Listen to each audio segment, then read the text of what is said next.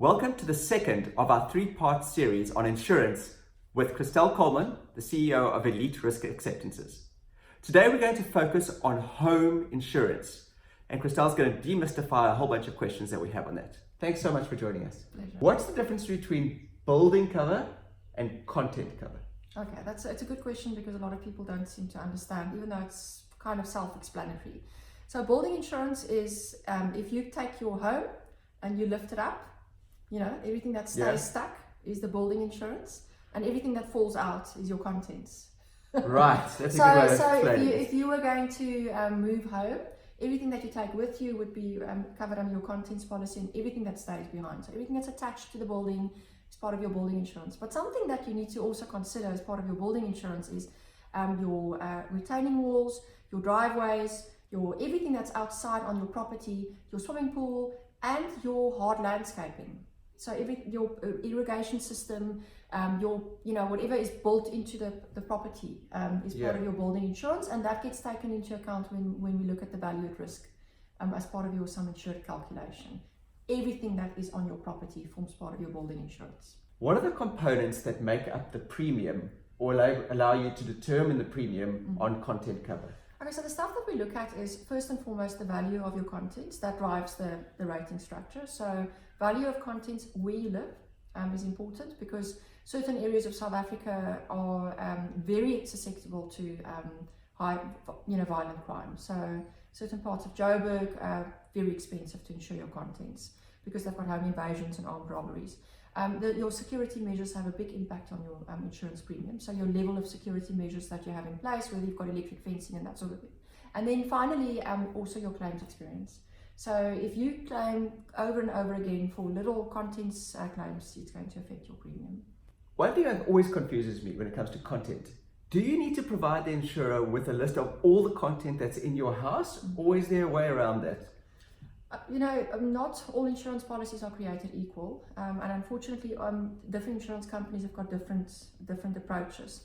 What you must remember is that you insure your contents for replacement value, and people don't understand this. If you bought a TV in 1989 and it's now, you pay 2,000 Rand for it, now we will look at what will it cost to replace that TV with the newest model today. And the cost, so that 2,000 Rand TV is now worth 12,000 Rand. And that's where people get it wrong. The biggest area of uncertainty and one of the biggest complaints with the Ombudsman of South Africa is the application of average. So I'm going to try and explain to you what average is. If you have contents insured for 100,000 Rand, and we come out when you've had a claim and we do a value at risk exercise, and we say, actually it's going to cost 200,000 Rand to replace your contents. You're only insured for half of your contents, we will only pay you half of your claim. Even if you have a small claim of 10,000 Rand, insurance companies will apply average to a claim. So it's very important that you don't underinsure. You have to make sure that you do an inventory, that you calculate everything on replacement value, and that's your sum insured. Would you say that most people actually underestimate how much stuff they've actually got? Let me tell you, women buy stuff and they hide it in the boots of their cars, and then when their husband's like somewhere else in the house, they quickly sneak it into the wardrobe. So we find under the big tickets where people are underinsured is underinsurance on they don't realize how much it will cost to replace the contents of their wardrobes.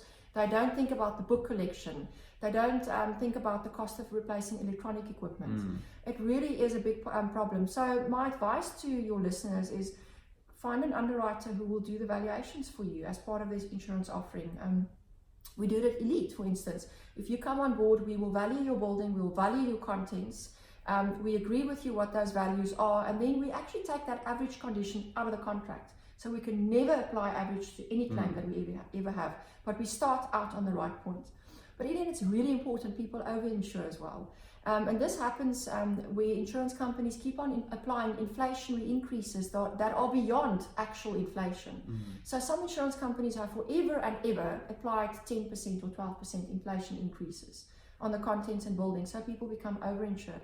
And I actually once had a client who didn't understand the concept of insurance replacement value versus market value on buildings, bought a property in Buckoven, a foreigner, paid 15 million for it, but the cottage on it was only worth 5 million, but he insured the home for 15 million. If you had a claim, you would only have been paid out the maximum 5 million, which is the replacement value. So it works both ways. Oh, wow. Okay. All right. So don't underinsure, don't overinsure. Explain to me what happens if some of the content that you're insured for is damaged, stolen, lost, etc. when you're outside of the house. How does that work?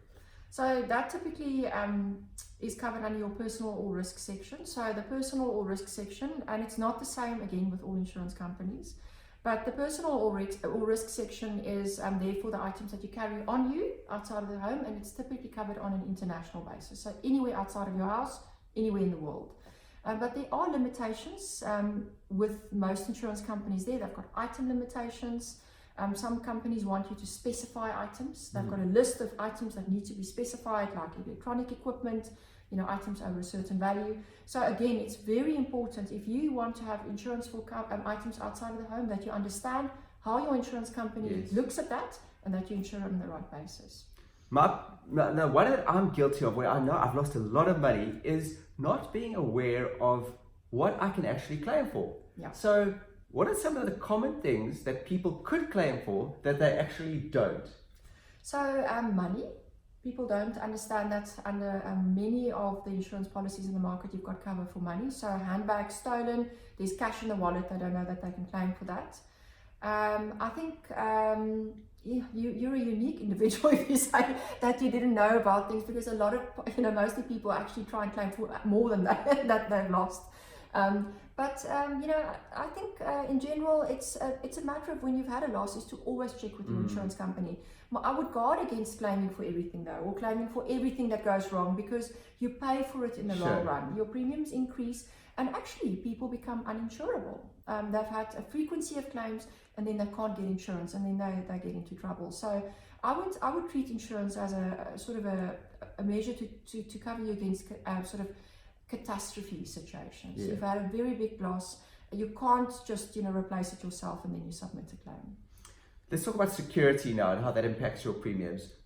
How does it work in terms of when a claim will be repudiated based on your security measures and whether you're using them or not? So the biggest problem that we see, and again, if you look at the rejections or the issues referred to the Ombudsman office, is around security measures.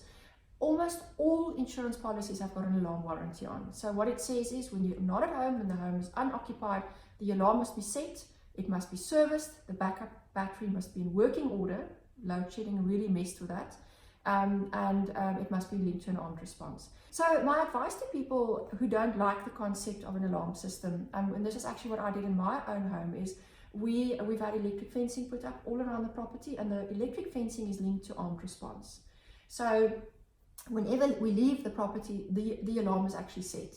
And if there's a breach on the electric fencing, the armed response will come out and have a look. And my insurance company, I'm obviously insured with Old Mutual Insure, and we've accepted that as acceptable security measure. And we do that on a regular basis, because we believe perimeter security, that's early warning system, is the best that you can have for your personal safety, but also for us to be protected from a burglary perspective from claims. Christelle, thank you so much for helping us demystify home insurance.